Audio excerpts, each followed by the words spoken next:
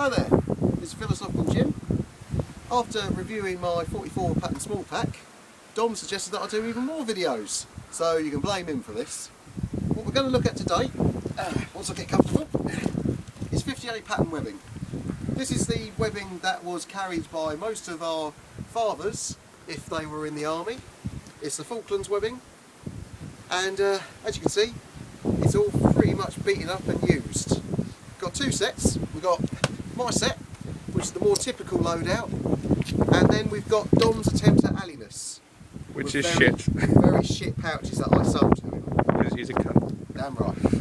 Now then, 58 webbing was developed after World War II because it was felt that 37 pattern webbing was not really suitable for a mechanised war.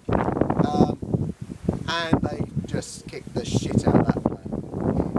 Basically, the webbing is made up of several components. First of all, we have the yoke, which is your main sort of weight carriage. Slightly better design than the 37 pattern, which simply had two straps which crossed over. It's a more stable thing, and if I turn it over, it's got more comfortable straps as they're wider and slightly padded towards the top. It's still not great.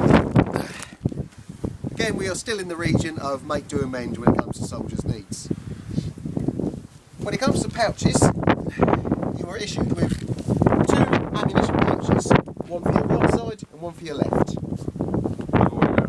Yes, I know. They were pretty much, you couldn't mix them about because they were angled, so if you put them on the wrong way, you looked a twat. They were able to hold 3 SLR mags, which is the old 7.62 British Army rifle, and not much else. A typical loadout would probably have 4 mags, some belt for the jimpy, and maybe a grenade or two, if you were lucky.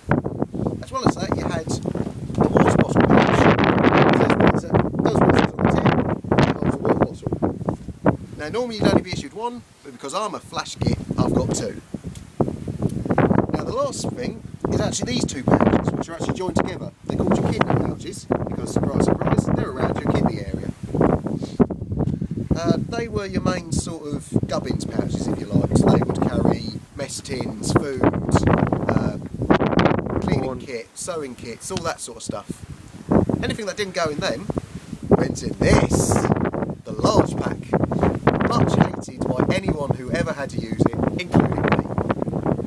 What would go in here would be spare clothes, boots, pretty much your entire 1157. And if you understand what that means, then you share our pain. It was not very good as a large pack because it's not very large. Yeah, it's not very large really. It's got about the same carriage capacity as a modern supermarket bag. It's not waterproof at all. It's literally just bare canvas. So what would often be done is a black plastic bin bag would be put inside and you would hope for the best. On top, we have the old 58 issue sleeping bag, kindly donated by Dom for this interview. Review. It's a review, isn't it? Now, this, it wasn't a bad sleeping bag, but it wasn't a great sleeping bag. Nice feature of it was that it all rolled into itself and it has got this waterproof cover. And it's hoofingly big. It is massively big, as you can see. Right. I like the webbing. It's reasonably comfortable if you set it up right. Oh, I forgot about one other thing. The poncho roll.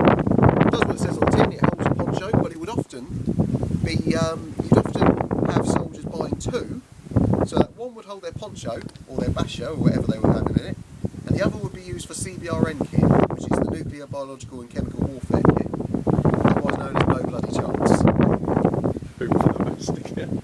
Yeah, hope for the best. So yeah, that's the webbing in its entirety.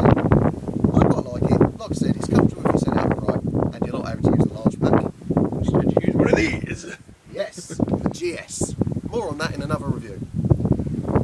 If you ever get it back. If I ever get it back from Dom, yeah. So yeah, I mean I quite like it. It's good for tabbing in because it's already heavy anyway. But if I went to war, I would not want it. The ammo pouches are too large by half. Fuck all chance of that anyway. Yeah, fuck all chance of it anyway, looking at me. Anyway, I mentioned before that we also have Dom's set. Now what Dom has attempted is what was considered very alley fashionable in the army during the 80s. And now, just looks like a mong. Yep. Basically the idea was instead of kidney pouches, which were not really liked, so I don't understand why, because they have more carriage capacity, but hey. What you would do is you'd instead load up on water bottle pouches, stick these in. Like that. Yeah. See there a comparison.